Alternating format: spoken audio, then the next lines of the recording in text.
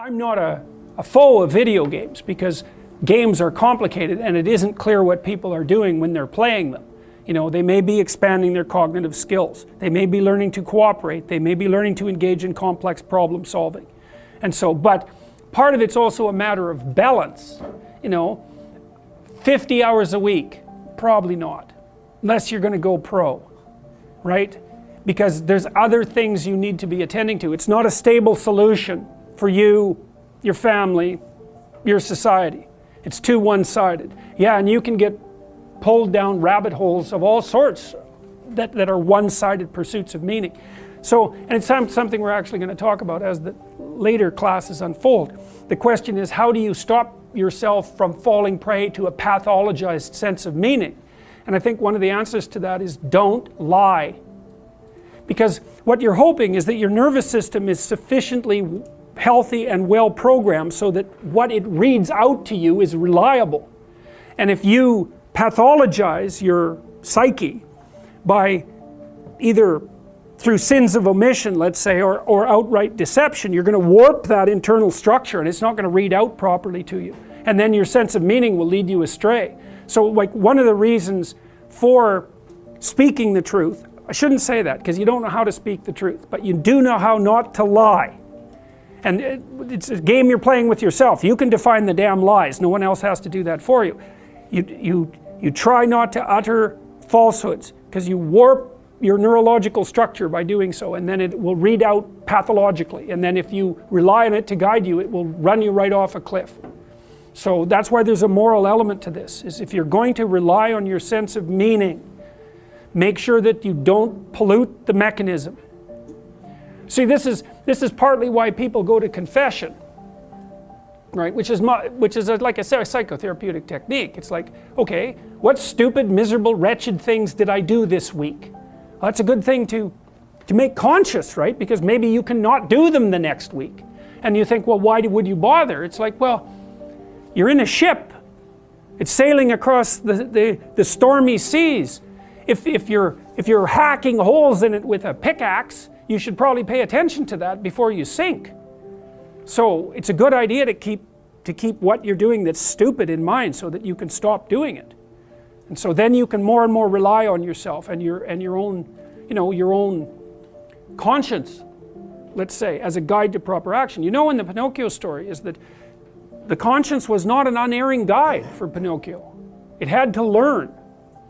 And so it's also partly pushing yourself into new situations and differentiating yourself so that you get wiser.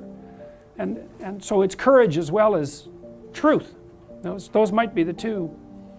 There's more. Beauty, courage, truth, you know, the fundamental virtues. Yeah. Why be virtuous? That's the question. It's so that you can bear the suffering of life without becoming corrupt. Right? It's practical.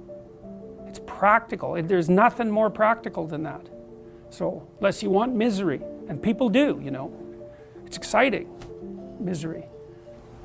You could say that the ultimate sense of meaning is composed of the union of fragmentary senses of meaning, and the fragmentary senses of meaning can be overwhelmingly powerful. Anger, sexual lust, and the sorts of things that you experience when you're playing a video game, which are very carefully calibrated to keep you on the edge of exploration, let's say. The kids who could delay gratification at an early stage were doing quite a bit better later in life. Now, I don't know to what degree that was controlled for IQ, because such things matter. But the point is that, well, the point that you're making, is that you can only delay gratification intelligently, though, if the social structure is stable.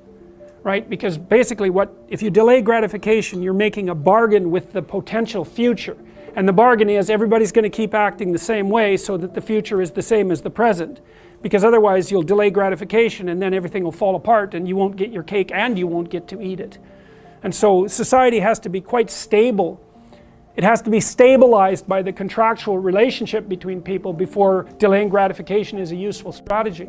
This is also why you see in chaotic circumstances where the future becomes uncertain, people forego delay of gratification very, very rapidly, and perhaps appropriately so. What happens as you stabilize societies, being conscientious becomes more useful. And so then you're going to be selected for as a consequence of being conscientious, and that's going to stabilize the society even more. These are roughly known as Baldwin effects. So that's where, let's call it a genetic transformation, produces a behavioral transformation that transforms the environment, so the genetic transformation is more likely to propagate. You can get unbelievably rapid evolutionary movements when you get a loop like that developing, and they happen frequently. And that's also how, in some sense, a meme can be turned into a genetic, can manifest itself genetically. So if you have an idea that spreads through the culture and it tilts the culture in a certain way such that those who hold that idea are likely to be more successful, then the meme and the biology will align themselves across time. And well, I think you see that happening. That to some degree, that's what's happened as religious stories have propagated themselves as well. Because as the idea of the hero becomes clearer, so to speak, and then it manifests itself more clearly in the society, then there's more rewards for doing it, then the selection pressures get more positively related to that kind of behavior, and the whole thing loops upwards. So it's something like that. In terms of treating mental health disorders, where do you think we should draw the line, or how should we draw the line between pharmaceutical interventions and very severe psychotherapy methods? I mean, at what point is depression and anxiety should be treated with medicine, and at what point should it be, is it Okay, that's a good question. Medical interventions, anything. If you're sick, you do what is necessary to get better, and you leave your pride behind if you have to.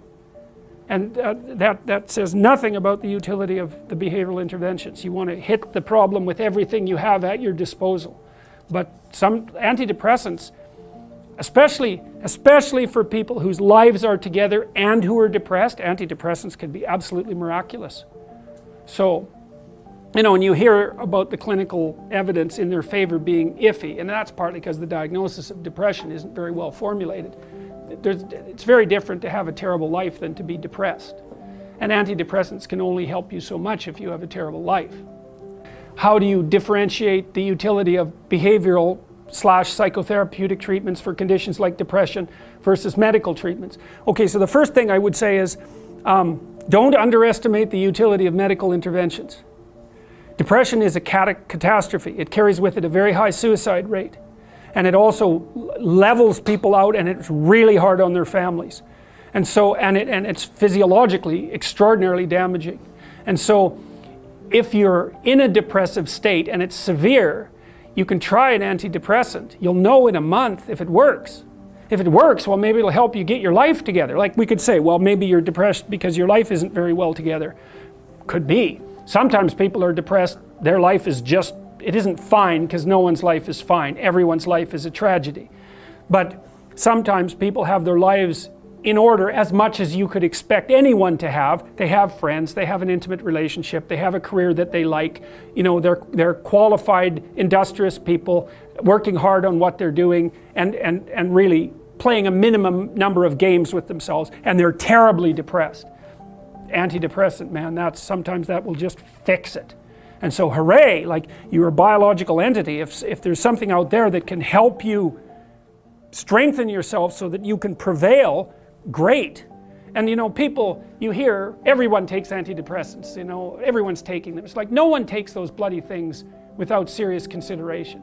Half the time I spend with my clients who are depressed is often the 2 years long attempt to get them to tentatively try an antidepressant, because they're so guilty that they're relying on an external crutch to sort out their lives that they can't even tolerate it.